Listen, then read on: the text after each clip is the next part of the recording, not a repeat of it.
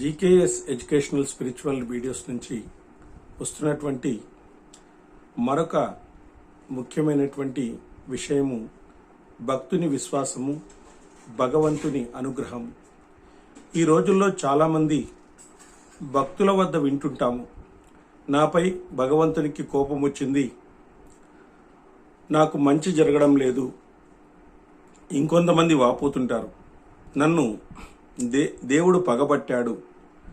ఇలా చాలా మాటలు చెబుతూ ఉంటారు, దేవునిపై విమర్శ చేస్తూ ఉంటారు. ఎన్ని పూజలు చేసినా మాకేమీ మేలు జరగడం లేదు. అది నిజమా? భగవంతునికి ఆగ్రహము, అనుగ్రహము రెండూ లేవు. ఆయన వరాలు కానీ శాపాలు కానీ ఇవ్వడు. మన భావాన్ని బట్టే తాను ఆడుతూ ఉంటాడు. మన భావాలను బట్టే ఆయన మనకు కరుణిస్తాడు.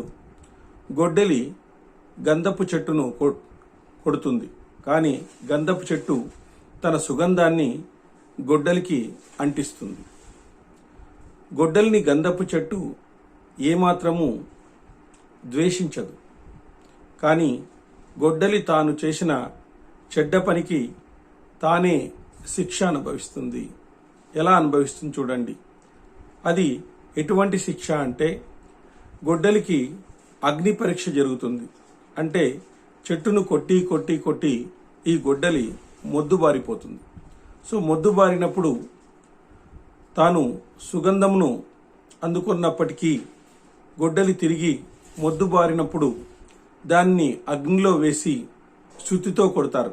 అంటే దానికి పదును పెట్టడం అనేటువంటిది జరుగుతుందన్నమాట.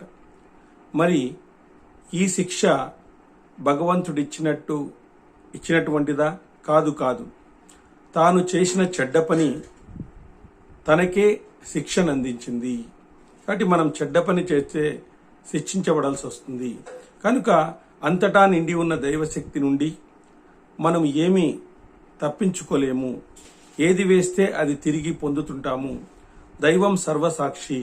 అందుకే భగవత్ విశ్వాసాన్ని పెంచుకోవాలి, ఆయన్ను శరణు వేడాలి. అప్పుడే ఆయన అనుగ్రహాన్ని మనం పొందవచ్చు.